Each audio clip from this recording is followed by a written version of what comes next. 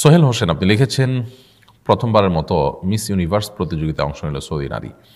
এরকম একটা সংবাদ প্রচারিত হয়েছে বিভিন্ন জাতীয় ও আন্তর্জাতিক গণমাধ্যমে। সঙ্গে সৌদি আরবের কালিমা খচিত পতাকা হাতে স্বল্প বসনা নারী। বিষয়টা কিভাবে দেখেন? বিষয়টা অন্য সমস্ত সাধারণ মুসলিমের মতো আমরাও খুবই দুঃখজনক বিষয় হিসেবে দেখি, খুবই বেদনাদায়ক বিষয় হিসেবে, ঘটনা হিসেবে দেখি। সৌদি আরব এত বছর অংশগ্রহণ করেনি, তাহলে কি তাদের সে সিদ্ধান্ত ভুল ছিল? নারীকে মুক্তির নামে, নারীকে স্বাধীনতার নাম দিয়ে আজ গোটা পৃথিবীতে নারীবাদীরা মেয়েদেরকে পণ্যে পরিণত করেছে এবং এত বাজে উপস্থাপন করেছে যেন পণ্য ছাড়া আর নারী কিছুই নয়। সর্বত্র নারীকে পণ্য হিসেবে উপস্থাপনের এক মহোৎসব যেন চলছে। এর মধ্যে এই মিস ইউনিভার্স যে কম্পিটিশন সারা পৃথিবী জুড়ে হয়ে থাকে, সেটা যে কত নির্লজ্জ এবং সেটা যে কতটা বেহায়াপনা, সেটি বোধহয় বলবার আর ব্যাখ্যা করবার আর প্রয়োজন থাকে না। মাহাবাতুল ওয়াহি বা কোরআন এবং হাদিসের যে জন্মস্থান, সেই জায়গা থেকে আসলে এই ধরনের বিষয়গুলো সাধারণ মানুষরা আশা করে না, বিশ্বজুড়ে সাধারণ মুসলমানরা সেগুলো আশা করে না। দুঃখজনক যে সেগুলো আমাদেরকে দেখতে হচ্ছে। হয়তো কিয়ামত নিকটবর্তী হলে যে সমস্ত অস্বাভাবিক বিষয়গুলো দেখা দিবে, সেগুলো মাত্রা বাড়তে থাকবে, সেগুলো হয়তো আমরা দেখতে পাচ্ছি। আমরা দোয়া করি আল্লাহ রাব্বুল আলামিন শাসকদের যেন তাদের যেন বোধোদয় হয়, তাদের মধ্যে যেন সম্বিত ফিরে আসে, যেন তারা যেন কোরআন এবং সুন্নাহর দিকে ফিরে আসতে পারেন। তাদের যে আসল ঐতিহ্য সেটা যেন তারা ভুলে না যান, তাদেরকে সেই তৌফিক আল্লাহ তাআলা দান করুন। তানভীর রহমান আপনি লিখেছেন, আমার বাবা মারা গেছেন গত সপ্তাহে। আমার মা এবছর হজে যাওয়ার টাকা জমা দিয়েছিলেন। তিনি কি এবছর হজে যেতে পারবেন? আপনার বাবা যদি মারা যেয়ে থাকেন তাহলে সেক্ষেত্রে 4 মাস 10 দিন পর্যন্ত আপনার মাকে ইদ্যত পালন করতে হবে। এই সময়ের মধ্যে তিনি কোনো দিকে বের হবেন না। যেহেতু আপনার বাবা মারা গেছেন, সো আপনার মা 4 মাস 10 দিন ইদ্যত পালন করার পর যদি হজে যেতে পারেন, সেই সুযোগ তো সম্ভবত থাকছে না। যদি সে সুযোগ থাকে তাহলে সেক্ষেত্রে সেটা করার সুযোগ আছে, অর্থাৎ তিনি ইদ্যত পালন করে তারপর হজে গেলেন, শেষের দিকে ফ্লাইট যদি করা যায়। কিন্তু রমাদানের এই পর্যায়ে এসে 4 মাস 10 দিন তো আর সময় থাকছে না। তো এরকম পরিস্থিতিতে আপনার মায়ের জন্য হজের এই বুকিংটা ক্যান্সেল করে পরবর্তী বছর হজের প্ল্যান করতে হবে এবং এবছর ইদ্যত পালন করা আবশ্যক। আব্দুল মান্নান লিখেছেন, সিয়াম পালন করা অবস্থায় ইঞ্জেকশন নেওয়া যাবে কি না? সিয়াম পালন করা অবস্থায় ইঞ্জেকশন যদি আমরা নিতে চাই, ইঞ্জেকশন যেটা আমাদের শরীরে মাংসে পুশ করা হয় কিংবা সেটা পুশ করা, যেটা আমাদের পাকস্থলীতে যায় না বা খাদ্যের কাজ করে না, সেটা নেওয়া যেতে পারে রোজার অবস্থায়, সেটা নেওয়াতে অসুবিধা নেই। টিকা কীভাবে, টিকা যদি কেউ নিতে চান টিকা নিতে পারেন, তাতেও রোজা ভাঙা হবে না। যেটা আমাদের খাদ্যের কাজ দেয়, স্যালাইনের কাজ দেয়, পানীয়ের কাজ দেয়, সেটা রোজা রেখে নেওয়া যাবে না। আর যেটা আমাদের পেটের ভিতরে প্রবেশ করে এরকম কিছু আমরা গ্রহণ করতে পারবো না। এর বাইরে সাধারণ যে ইনজেকশন সেটা আমরা নিতে পারবো এবং টিকাও আমরা নিতে পারবো। এটা রোজা ভঙ্গের কারণ নয়। কারণ রোজা ভঙ্গের কারণ হলো মূলত পাকস্থলীতে কোনো কিছু যাওয়া, পানাহার থেকে বিরত থাকার নাম হলো সিয়াম, সেটার পরিপন্থী কিছু পাওয়া। তো এখানে সেটার পরিপন্থী কিছু যেহেতু পাওয়া যাচ্ছে না, সো এটা সাধারণ ট্রিটমেন্ট হিসাবে নেওয়া যেতে পারে। আর যদি এরকম কিছু হয়, যেমন যেটা বললাম যে গ্লুকোজ স্যালাইন আপনি শরীরে পুশ করেছেন, সেটার মাধ্যমে খাদ্য বা পানীয়ের কাজ দিচ্ছে, তাহলে সেটি অবশ্যই রোজার জন্য ক্ষতিকর, রোজার জন্য রোজার সঙ্গে সেটা যাবে না, সঙ্গতিপূর্ণ হবে না, সেটা করা যাবে না। ঠিক একইভাবে যদি এমন কোনো মেডিসিন আমরা নিই যেটা পাকস্থলীতে যায়, তাহলে সেটাও জায়েজ হবে না। কিন্তু যেটা পাকস্থলীতে যাবে না সেরকম মেডিসিন যদি আমরা নেই, সেটা মাংসে হোক শরীরে কোথাও হোক, তাতে রোজা ভঙ্গ হবে না। সেই হিসাবে ইনজেকশন নিতে পারবেন। ফারুক লিখেছেন, আমি একজন প্রবাসী, বাড়ি থেকে বিয়ের জন্য মেয়ে দেখা হয়েছে, পরিবারের সবাই রাজি। বিয়ের আগে হবু বউয়ের সঙ্গে কথা বলা কি জায়েজ হবে? ভাই ফারুক, আপনি বিয়ের আগে হবু বউয়ের সাথে একান্ত তার সম্পর্কে ব্যক্তিগত তথ্য উপাত্তগুলো জানার জন্য কথা বলতে পারেন, অর্থাৎ যাচাইয়ের অংশ হিসেবে কথা বলতে পারেন। সেটা হতে হবে অবশ্যই শরিয়ার যে সীমানা আছে সেখানে থেকে, অর্থাৎ স্বামী স্ত্রী সুলভ আলাপ সালাপ জুড়ে দেওয়ার কোনো সুযোগ কিন্তু নেই। আমাদের দেশে আজকাল বিয়ের আগে তথাকথিত বোঝাপড়ার নামে, এঙ্গেজমেন্টের নামে স্বামী স্ত্রী সুলভ একান্তে সময় কাটানো, একান্ত আলাপচারিতা এবং বিভিন্ন ট্যুরে যাওয়া, এরকম বিষয়গুলো আমরা দেখতে পাচ্ছি। এই জিনিসগুলো খুবই গর্হিত ইসলাম শরীয়তের দৃষ্টিকোণ থেকে সুস্পষ্ট হারাম, জেনা এবং এগুলোর মধ্যে কোনো পার্থক্য নেই। আপনি আপনার হবু স্ত্রীর সাথে, যার সাথে বিয়ে বিষয় পাকাপাকি হয়েছে, তার থেকে আপনি তার ব্যক্তিগত কোনো তথ্য উপাত্ত জানার চেষ্টা করতে পারেন। সেগুলোর জন্য যতটুকু প্রয়োজন ততটুকু আলাপচারিতা আপনি করতে পারেন। এর বাইরে না। অপ্রয়োজনীয় আলাপ, বোঝাপড়ার নাম দিয়ে ঘন্টায় ঘন্টা দিনকে দিন সেটা করবার কোনো সুযোগ নেই। যদি সেটা করতে চান তাহলে সেক্ষেত্রে আগদ করে ফেলতে হবে। আগদটা করে তারপরে আপনি তার সাথে স্বামী স্ত্রী সুলভ একান্ত আলাপচারিতা করতে পারবেন। এমডি রুবেল আপনি লিখেছেন, রোজা অবস্থায় কাজ করতে গিয়ে নাকে ধুলাবালি গেলে রোজা হবে কিনা। দেখুন, অনিচ্ছাকৃতভাবে নাকে ধুলোবালি এগুলো যদি প্রবেশ করে তার কারণে রোজার কোনো ক্ষতি হবে না, রোজা হয়ে যাবে ইনশাআল্লাহ তাআলা। তবে আমাদেরকে অবশ্যই যত্নশীল থাকতে হবে যে রোজা অবস্থায় আমাদের পেটে যেন মুখ দিয়ে নাক দিয়ে কোনো কিছু প্রবেশ না করে, সেদিকে খেয়াল রাখতে হবে। বাকি চলাফেরা করতে গিয়ে বিশেষ করে আমরা যে ঢাকার কথা যদি বলি তাহলে ঢাকা যে আপনার ধুলোর শহর, সেখানে চলবো আর ধুলো ঢুকবে না তা তো আসলে সম্ভব না। কোনো না কোনোভাবে আমাদের নাকে মুখে ধুলো প্রবেশ করে। তো এরকম পরিস্থিতিতে বা এরকম জায়গায় যদি ধুলোবালি আমাদের ইচ্ছার বাইরে প্রবেশ করে, এমনকি কাজ করতে গিয়ে দেখা যায় যে কাজের ফাঁকে এরকম চলে আসে নাকে মুখের ধুলোবালি, তো এগুলো ইচ্ছার বাইরে প্রবেশ করলে কোনো অসুবিধা নেই, রোজা ভঙ্গ হবে না। আর এমনিতে খেয়াল রাখতে হবে যতটুকু সম্ভব যাতে ভেতরে ধুলোবালি না যায়।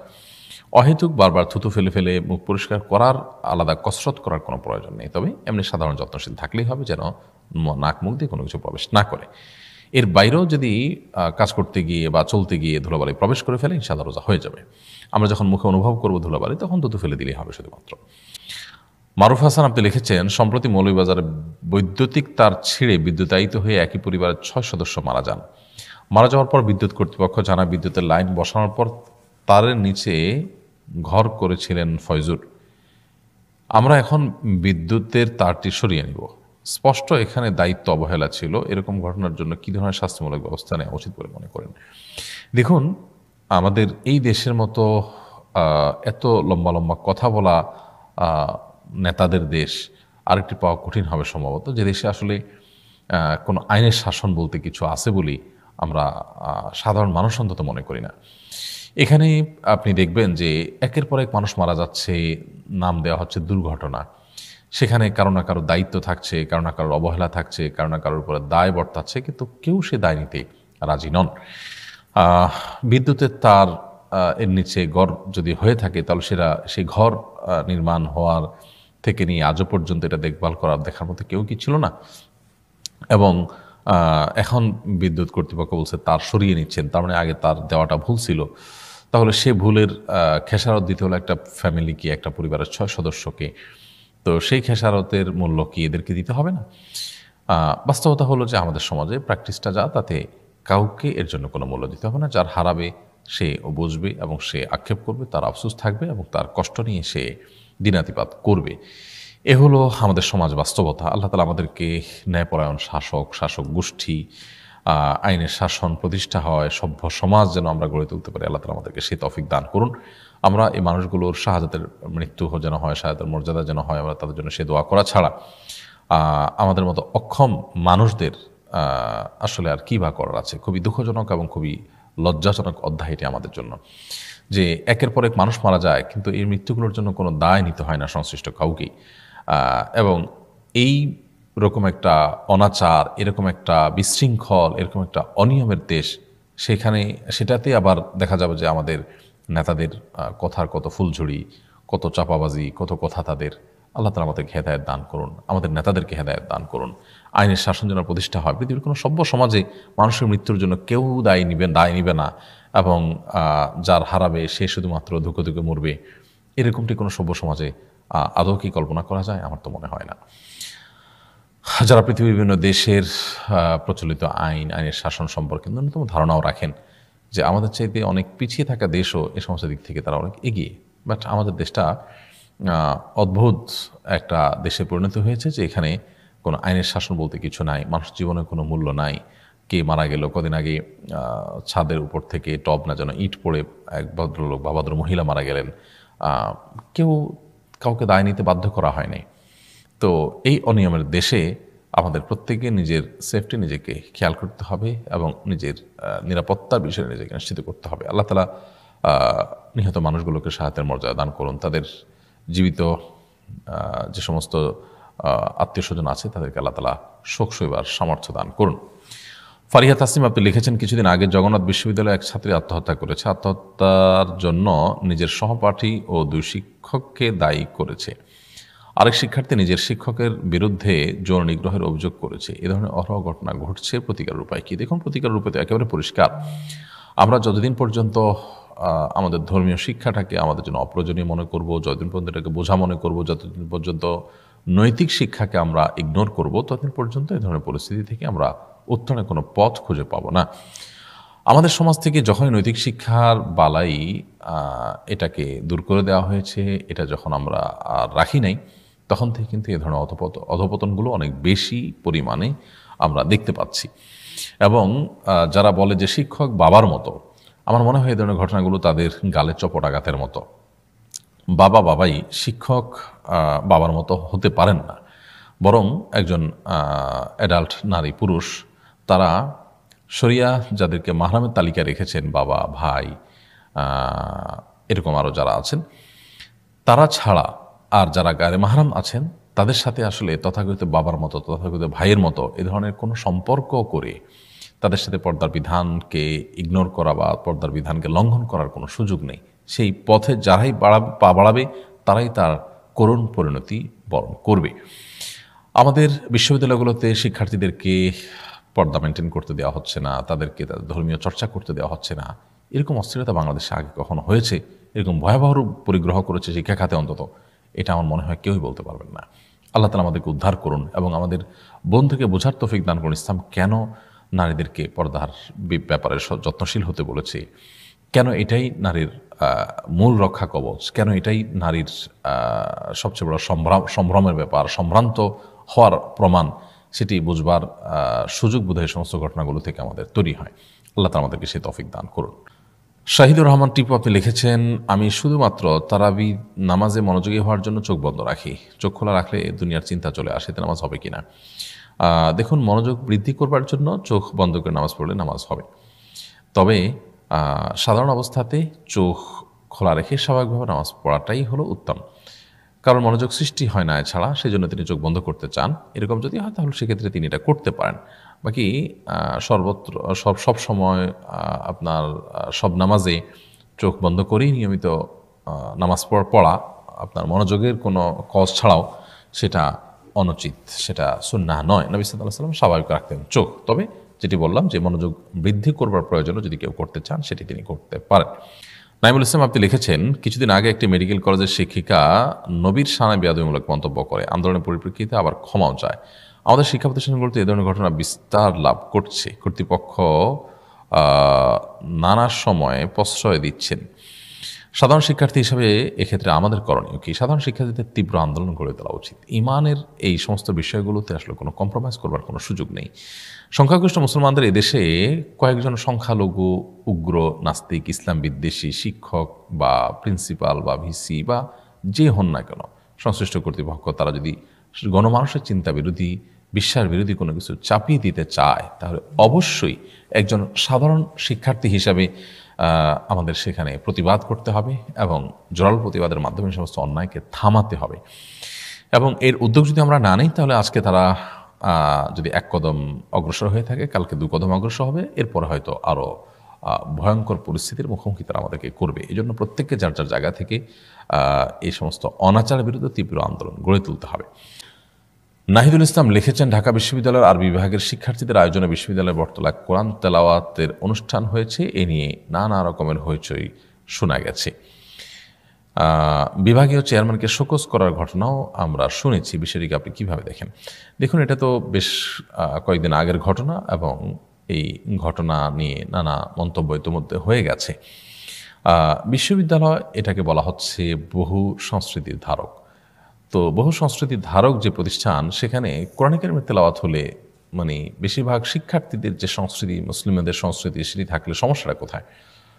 বটতলা যদি গান হলে সেটাতে কোনো অসুবিধা না হয়, তাহলে কোরআন তেলাওয়াতের সমস্যা হবে কোথায়? আমার মনে হয় যে এদেশের গুটিকতক নাস্তিক ইসলাম বিদ্বেষী চক্র এবং বিদেশিদের চর, তারা এদেশের সাধারণ মানুষের উপরে দিন দিন এতটা অ্যাগ্রেসিভ হয়ে উঠছে যে সম্ভবত ধৈর্যের পরীক্ষা নিচ্ছে। আমার তো মনে হচ্ছে যে শিক্ষা খাতে যে অস্থিরতা, এটা পরিকল্পিতভাবে তৈরি করে এদেশের মানুষকে সংঘাতের দিকে ঠেলে দেওয়া হচ্ছে কিনা, এটা খতিয়ে দেখার প্রয়োজন। কারণ বটতলায় একটা শিক্ষা প্রতিষ্ঠানের বটতলায় কিছু শিক্ষার্থীরা কোরআন তেলাওয়াত করবে, এখানে সমস্যার জায়গাটা কোথায়? বটতলা যদি অন্য সব কাজ হতে পারে, কোরআন তেলাওয়াত কী দোষ করেছে? এটা নিয়ে যারা আপত্তি তুলেছে তাদেরকে বরং বিচারের মুখোমুখি করা দরকার এবং তাদেরকে দৃষ্টান্তমূলক শাস্তি দেওয়া দরকার। তাদের স্পর্ধা তারা কোত্থেকে পায়? আমার মনে হয় যে সংশ্লিষ্ট কর্তৃপক্ষ যদি এই বিষয়গুলো এইভাবে তারা দেখেও না দেখার ভান করতে থাকেন, তো একটা পর্যায়ে সাধারণ মানুষ ধৈর্যের বাঁধ ভেঙে যাবে। সেটা কারোর জন্য কাম্য হতে পারে, সেটা আমরা কেউই চাই না। আল্লাহ তাআলা আমাদেরকে হেদায়েত দান করুন। সাইদুর রহমান আপনি লিখেছেন, ট্রেনের মুখোমুখি সংঘর্ষের ঘটনার পর ঢাকা থেকে খুলনা রেল যোগাযোগ বন্ধ হয়ে যায়। এতে ভোগান্তিতে পড়েন ট্রেন যাত্রীরা। বাধ্য হয়ে স্টেশনের দোকানগুলোতে সাহারি করেন। দোকানিরা মানুষের ভিড় দেখে খাবার দাম বাড়িয়ে দেন। মানবিক কারণে যখন দাম কমানোর কথা, তখন মুনাফার লোভে দাম বাড়িয়ে দেওয়ার কারণে তাদের গুনাহ হবে কিনা? দেখুন, ভয়ঙ্কর এক অস্থিরতার মধ্যে আমরা আমাদের সমাজে বসবাস করছি। এখানে যে যেখান থেকে সুযোগ পান সেখান থেকে তিনি খাবলা মেরে টাকা পয়সা কামাই করার নেশায় মত্ত হয়ে পড়েন। অথচ আমরা নিজেদেরকে মুসলিম দাবি করি, আমরা দাবি করি যে আমাদের সবাইকে আল্লাহর সামনে দাঁড়াতে হবে, সে বিশ্বাস আমরা রাখি। আমরা দাবি করি যে আমরা আল্লাহর কাছে জবাবদিহিতার মুখোমুখি হইতে হবে এবং আমাদেরকে আখিরাতে যেতে হবে, দুনিয়া আমরা চিরকাল থাকতে পারবো না, সে বিশ্বাস আমরা করি। অথচ আমাদের কর্ম কিন্তু সেটার সাথে যায় না। এবং এর আরেকটা বড় কারণ হলো যে আমরা যারা কোরআন হাদিসের কথা বা ইসলামের কথা মানুষকে বলি, আমরা আসলে ইসলামের পরিপূর্ণ রূপটা মানুষের সামনে তুলে ধরতে পারিনি। আমরা মানুষকে ইসলামের যে ধারণা দিয়েছি তাতে মানুষ হয়তো মনে করেন না ইসলাম হলো ইবাদত সর্বস্ব কিছু কর্মকাণ্ড আপনার কেন্দ্রিক ধর্ম, অর্থাৎ নামাজ রোজা করলাম, এর মাধ্যমে আমার ধর্ম পালন হয়ে গেল, ইসলাম চর্চা হয়ে গেল। মূলত ইসলাম যে শুধুমাত্র এই ইবাদত সর্বস্ব কয়েকটি কর্মকাণ্ডের নাম নয়, বরং ইসলাম যে কমপ্লিট কোড অফ লাইফ। বিশেষ করে এখানে মানুষের অধিকারের ব্যাপারটাকে ইসলাম অনেক গুরুত্বের সাথে দেখেছে, সে বিষয়টি আমরা সাধারণ মানুষকে বোঝাতে সক্ষম হইনি।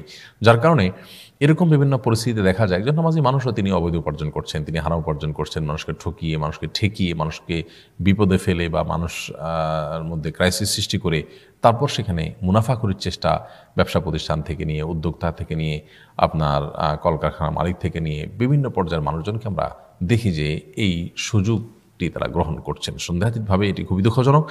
এটি আমাদের নামে মাত্র মুসলিম হওয়ার প্রমাণ ছাড়া আর কিছু নয়। এই ইসলামের কোনো মূল্য নেই যে ইসলামে শুধুমাত্র আমি নামাজ রোজা করলাম আর মানুষের হক এবং অধিকারগুলো একের পর এক নষ্ট করে চললাম। সন্দেহাতীতভাবে এই ধরনের পরিস্থিতিতে মানবিক কারণে বরং মানুষকে আরও ফ্রি খাবার দেওয়া দরকার ছিল। ফ্রি খাবার দেওয়ার সামর্থ্য আমাদের নেই অনেকের, তাহলে সেক্ষেত্রে আমরা ন্যায্য মূল্যে বা কিছুটা ছাড় মূল্যে আমরা মানুষকে খাবার দেব যে মানুষ বিপদগ্রস্ত। সেখানে বিপদগ্রস্ত মানুষদের বিপদ দেখে আমি সেখানে আরও বেশি মুনাফা করার চিন্তা করা, চেষ্টা করা, এটা কোনো মুসলমানের কাজ অন্তত হতে পারে না। বাট আমরা অনেকে নিজেকে মুসলমান দাবি করি, কাজগুলো করছি। আল্লাহ তাআলা আমাদের সবাইকে সত্যিকারের মুসলমান হওয়ার তৌফিক দান করুন এবং এই সমস্ত অন্যায় অনাচার থেকে বেঁচে থাকার তৌফিক দান করুন। ওম্মে হাবিবা ইমরান আপনি লিখেছেন, জাকাতের টাকা নিজের মেয়েকে দেওয়া যাবে কিনা? নিজের মেয়েকে জাকাতের টাকা দেওয়া যাবে না। কারণ আপনার নিজের মেয়ে যদি আপনার একান্নভুক্ত হয় এবং আপনার অধীনে থাকে, এখনও বিবাহ না হয়, তাহলে তার ভরণ পোষণ দেওয়া আপনার উপরে ফরজ। যেটা দেওয়া আপনার জন্য ফরজ সেটা আপনি জাকাত থেকে দিতে পারবেন না, সেটা আপনার সাধারণ দান থেকে, সাধারণ টাকা থেকে, ফান্ড থেকে দিতে হবে। আর যদি আপনার মেয়ের বিয়ে হয়ে যায় তাহলে সেক্ষেত্রে তার ভরণ পোষণ যদিও তার স্বামীর ওপর, তারপরও আপনি তার যদি নিড থাকে, তার যদি প্রয়োজন হয়, তাহলে সেক্ষেত্রে আপনি তাকে সাধারণ তহবিল থেকে দিতে পারেন, জাকাত থেকে দিতে পারেন না। কারণ নিজের সন্তান সন্ততিকে জাকাতের টাকা দেওয়া যায় না। অবশ্য যদি মেয়ের স্বামী অর্থাৎ জামাইকে যদি আপনি জাকাত দিতে চান, তাহলে সেক্ষেত্রে তিনি জাকাতের হকদার হলে তাকে আপনি জাকাত দিতে পারবেন। কারণ মেয়ের স্বামী বা মেয়ের জামাই তিনি আপনার কোনো নিজের পেটের সন্তান নন যে তাকে আপনি জাকাত দিতে পারবেন না। সো সে গরিব হলে তাকে আপনি জাকাতের টাকা দিতে পারবেন। আসাদুজ্জামান রিপন আপনি লিখেছেন, আমি একজন কমার্শিয়াল আর্টিস্ট। বর্তমানে আমি দুবাই আছি জীবিকার তাগিদে। আমি জীব ও জড় পদার্থের ছবি অঙ্কন করে থাকি। এ ধরনের চিত্রাঙ্কন করা কতটুকু ইসলাম অনুমোদিত? প্রাণীর ছবি অঙ্কন করতে ইসলাম নিষেধ করে। কেন ইসলাম নিষেধ করে সেটি বুঝতে হয়তো আমাদের অনেক বছর সময় লাগবে আরও, কিন্তু এটি নিশ্চিত যে কোরআন এবং হাদিস যা নিষেধ করে সেখানে আমাদের কল্যাণ অবশ্যই আছে। কোরআন হাদিসের নিষেধাজ্ঞাকে লঙ্ঘন করার মধ্যে বরং আমাদের অকল্যাণ নিশ্চিত। বিশেষ করে বিভিন্ন প্রাণীর ভাস্কর্য ইত্যাদি, এগুলোকে বলা হয় শয়তানের বাহন। এগুলোর উপরে ভর করে শয়তান আমাদের নানাভাবে ক্ষতিগ্রস্ত করে। এর বাইরেও নবী সাল্লাল্লাহু আলাইহি ওয়াসাল্লাম সে হাদিস আমাদের সামনে রয়েছেই যে লা তাদখুল মালাইকাতু বাইতান ফীহি কালবুন ওয়া সূরা, যে ঘরে কুকুর অথবা কোনো প্রাণীর ছবি ভাস্কর্য আছে সেখানে আল্লাহ রহমতের ফেরেশতা প্রবেশ করে না। সো আপনার এই পেশাটা নিয়ে আপনাকে আরেকবার ভাবতে হবে এবং সিরিয়াসলি ভাবতে হবে একজন মুসলিম হিসাবে। সেটি আপনি করতে পারেন শুধুমাত্র শরিয়ার সীমানা থেকে, অর্থাৎ আপনি আর্টিস্ট হিসাবে কোনো আপনার প্রকৃতির ছবি আঁকলেন বা এমন কিছু ছবি আঁকলেন যেটা শরিয়া নিষেধ নয়। কোনো প্রাণীর ছবি যদি আঁকেন সেখানে শুধুমাত্র ডামিটা বোঝা যাবে, চোখ কান নাক আলাদা, স্পষ্ট কোনো প্রাণীর পুরো অবয়ব বোঝা যাবে না, এরকম যদি হয় তাহলে সেক্ষেত্রে সেটি করতে পারেন, আদারওয়াইজ সেটি কিন্তু জায়েজ হবে না। উল্লাসে হিরিয়াটি থেকে আপনি লিখেছেন, আমার মায়ের বয়স 86 বছর, অসুস্থ তিনি, বিশেষজ্ঞ চিকিৎসকের অধীনে চিকিৎসাধীন, দৈনিক কয়েকবার ওষুধ সেবন করতে হয়, রোজা রাখার শারীরিক সামর্থ্য তার নেই, যথাসাধ্য নামাজ আদায় করেন, এমত অবস্থায় তার রোজার বিধান কি, সন্তানের সেবা আমাদের করণীয় কি? বা শহীদুল্লাহ, আপনার মাকে আল্লাহ তালা পরিপূর্ণ শেফা দান করুন, সুস্থতা দান করুন, যতদিন বেঁচে থাকেন আল্লাহ তালা নেক হায়াত দান করুন, আমরা দোয়া করি। আর যেহেতু তিনি রোজা রাখতে এখন অপারগ এবং আপাত দৃষ্টিতে তার আর সুস্থ হওয়ার সম্ভাবনা খুবই ক্ষীণ, তো এমতো পরিস্থিতিতে আপনারা তার তরফ থেকে ফিদিয়া আদায় করবেন। আল্লাহ সুবহানাহু ওয়া তাআলা বলেছেন, ওয়া'আলাল্লাযীনা ইউতীকুনাহু ফিদিয়াতুন মিসকিন, যারা সিয়াম রাখতে অপারগ, রোজা রাখতে যারা অপারগ, তাদের পক্ষ থেকে মিসকিনদেরকে খাদ্য দিবেন ফিদিয়া হিসেবে। তো সেই ফিদিয়া আপনি দান করবেন। এখন প্রশ্ন হলো ফিদিয়ার পরিমাণ কী হবে? উত্তর হলো, ফিদিয়া হিসেবে আপনি 30টা রোজার জন্য 30 জন মিসকিনকে 30 দিন 2 বেলা করে খাবার দিয়ে দিবেন, অথবা একজন মিসকিনকে 30 দিনের খাবার দিয়ে দিবেন, অথবা চাল দিয়ে দিলে আপনি 1.5 থেকে 2 কেজি, 2 কেজি আমরা রাউন্ড ফিগার বলতে পারি, 2 কেজি করে চাল হিসাব করলে 30 রোজার জন্য 60 কেজি চাল আপনি গরিব মিসকিনকে দিয়ে দিবেন ইনশাআল্লাহ বিদিনিল্লাহ। তাতে আপনার মায়ের পক্ষ থেকে রোজা রাখার যে দায়িত্ব সেটা আদায় হয়ে যাবে। মাহফুজুর রহমান লিখেছেন, যেসব প্রবাসীর ইকামা নেই তারা ব্যাংকের মাধ্যমে টাকা পাঠাতে পারে না, এই অবস্থা তারা কি হুন্ডির মাধ্যমে দেশে টাকা পাঠাতে পারবে? যারা অবৈধ হয়ে গেছেন, তাদের কফিল ইত্যাদি জুলুমের কারণে মধ্যপ্রাচ্যে বিশেষ করে এরকম হয়ে থাকে, তো সেক্ষেত্রে তারা টাকা পাঠানোর জন্য অন্য কারোর মাধ্যমে ব্যাংকিং চ্যানেলে পাঠাতে পারেন, অথবা সেটা যদি তারা একান্ত না পারেন, নিরুপায় হন, তাহলে সেক্ষেত্রে বিকাশের মাধ্যমে টাকা পাঠাতে পারে না, বা কোনো নগদ বা এমক্যাশ ইত্যাদির মাধ্যমে, অর্থাৎ মোবাইল ব্যাংকিং এর মাধ্যমে তারা টাকা পাঠাতে পারেন, অর্থাৎ ব্যাংকিং চ্যানেলের বাইরে টাকা পাঠাতে পারেন, এমনকি হুন্ডির মাধ্যমে তারা টাকা পাঠাতে পারেন যেহেতু তারা নিরুপায়। তবে এক্ষেত্রে ব্যাংকিং চ্যানেলের মাধ্যমে টাকা পাঠানোর চেষ্টা করলে সেটা ভালো। আমরা জানি যে বাহির থেকে যে টাকা পাঠানো হয়ে থাকে সেটা ট্যাক্সের আওতামুক্ত। সো রেমিটেন্স হিসাবে যে টাকাটা আসে সেই টাকাটা নিজের হোয়াইট মানি হিসেবে দেখানোর সুযোগ থাকে যেহেতু প্রবাসীদের, সেজন্য তাদের ব্যাংকিং চ্যানেলে পাঠানোর চেষ্টা করা উচিত। তবে মালিকের কারণে, মালিকের জুলুমের কারণে কেউ যদি অবৈধ হয়ে যেয়ে থাকেন, নিরুপায় হয়ে গেছেন তিনি, এখন তার হালাল উপার্জনের টাকা তিনি পাঠাতে চাচ্ছেন, ব্যাংকিং চ্যানেল পাঠানোর সুযোগ না থাকলে তখন তার জন্য হুন্ডি বা এই জাতীয় কোনো মাধ্যমে টাকা পাঠালে সেটি নাজায়েজ হবে না। কে ফেরদাউস লিখেছেন, ইদানিং মুসলিম ছেলেদের মেয়েদের মধ্যেও হোলি উৎসবে যোগ দেওয়ার প্রবণতা দেখা যায়, এমনকি হিজাবি মেয়েদেরও কাউকে এতে অংশগ্রহণ করতে দেখা যায়। হোলিতে যোগ দেওয়ার শরঈ বিধান কি? দেখুন, হোলি হলো দোল উৎসবের অপর নাম, যেটি অত্যন্ত পরিষ্কারভাবে হিন্দু ধর্মের একটি ধর্মীয় উৎসব। এ বিষয়ে আপনি উইকিপিডিয়াতে তথ্য পাবেন, অনলাইনে প্রচুর পরিমাণ তথ্য পাবেন। হিন্দু বিশ্বাস অনুযায়ী বৃন্দাবনে রাধা ও কৃষ্ণের দ্বারা যে হোলি খেলা উৎসব পালিত হয়েছিল সেখান থেকে এই হোলি উৎসব শুরু হয়। এবং বৈষ্ণব বিশ্বাস অনুযায়ী ফাল্গুনী পূর্ণিমা বা দোল পূর্ণিমার দিন বৃন্দাবনে শ্রীকৃষ্ণ আবির বা গুলাল নিয়ে রাধিকা এবং অন্যান্য গোপীগণের সাথে যে রং খেলা মেতে উঠেছিলেন, সেখান থেকে হোলি উৎসব বা এই দোল খেলার উৎপত্তি হয়। তো কোনো মুসলমানের জন্য এটি ধারণ করা বা এটাতে গামা খাবার কোনো সুযোগ নেই, কারণ কোনো ধর্মের মানুষের ধর্মীয় কালচার, কৃষ্টি, তাদের ধর্মীয় আপনার বিশ্বাস নির্ভর উৎসব, সেগুলোতে আপনি সামিল হওয়া মানে হলো আপনি তাদের অন্তর্ভুক্ত হলেন। পরিষ্কারভাবে নবী সাল্লাল্লাহু আলাইহি ওয়াসাল্লাম বলেছেন, মান তাশাব্বাহা বিকওমিন ফাহুয়া মিনহুম, যে ব্যক্তি কোনো জাতির সাদৃশ্য গ্রহণ করবে সে তাদের অন্তর্ভুক্ত হবে। অতএব এরকম কোনো বিষয়কে আমরা নিছক আনন্দের বিষয় মনে করে যদি করি তাহলে সেক্ষেত্রে এটা ঈমান চলে যাওয়ার মতো বিষয় হতে পারে।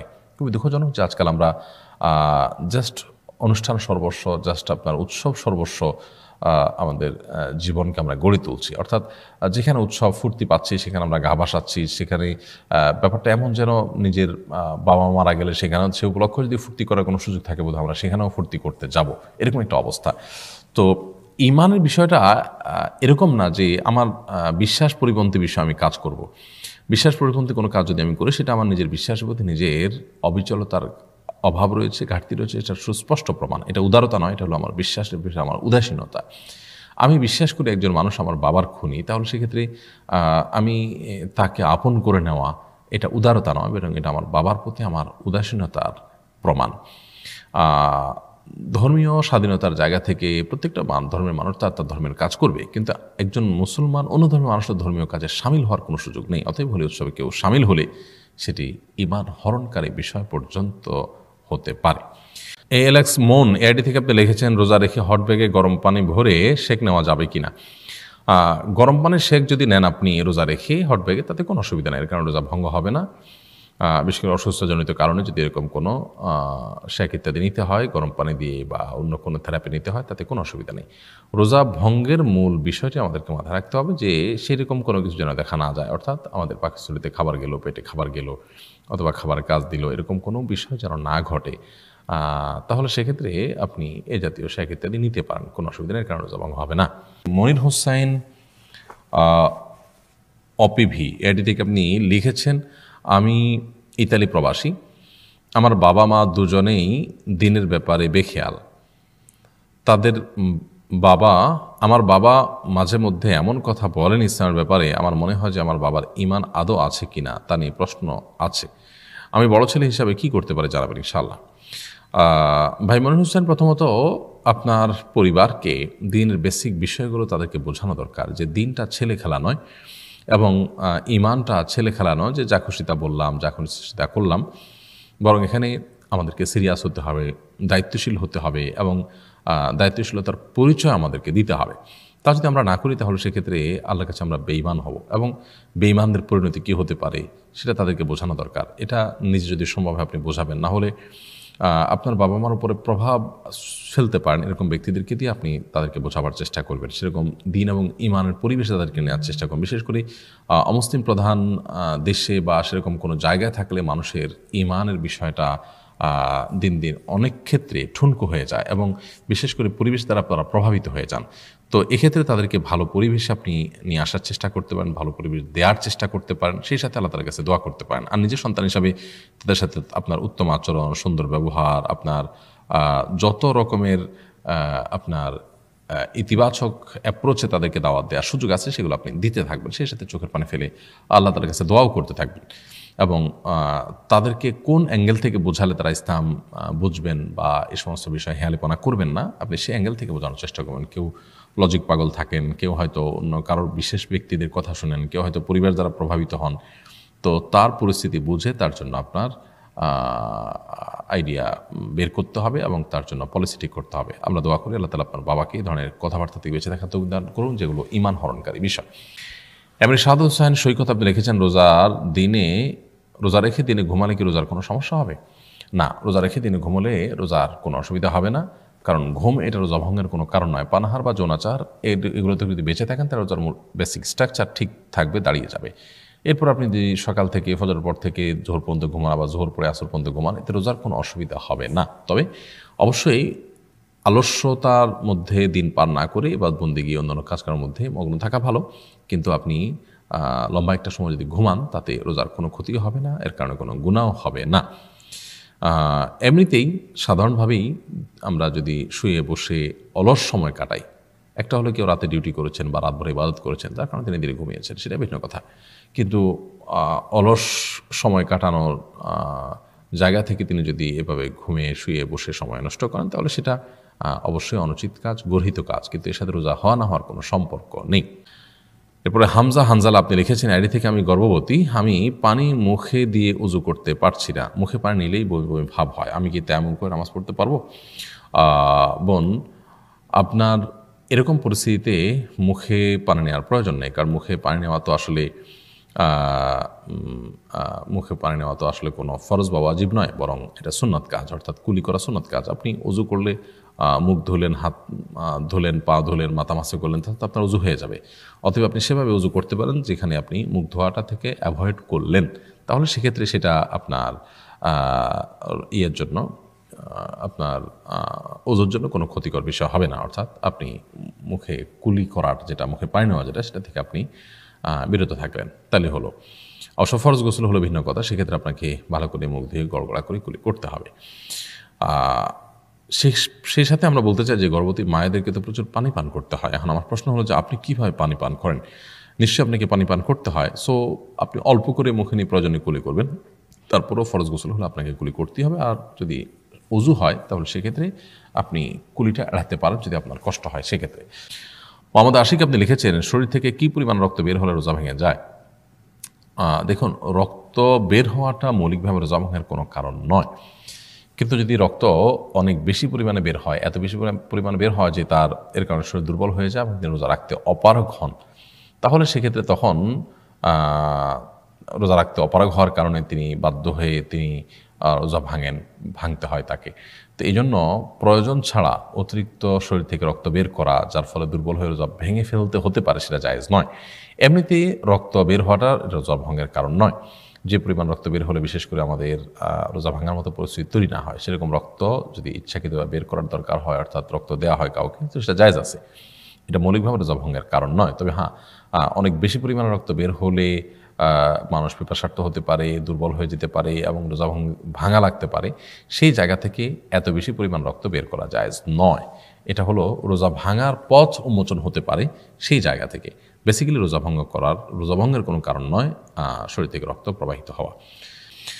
এমডি আজির আলী আপনি লিখেছেন, অনেকে রমজান মাসে রোজা রাখেন কিন্তু তারাবি পড়েন না, তারাবির নামাজ না পড়লে কি রোজা হবে? তারাবি নামাজ না পড়লেও রোজা হয়ে যাবে। তারাবি রোজা শুদ্ধ হওয়ার পূর্ব শর্ত নয়।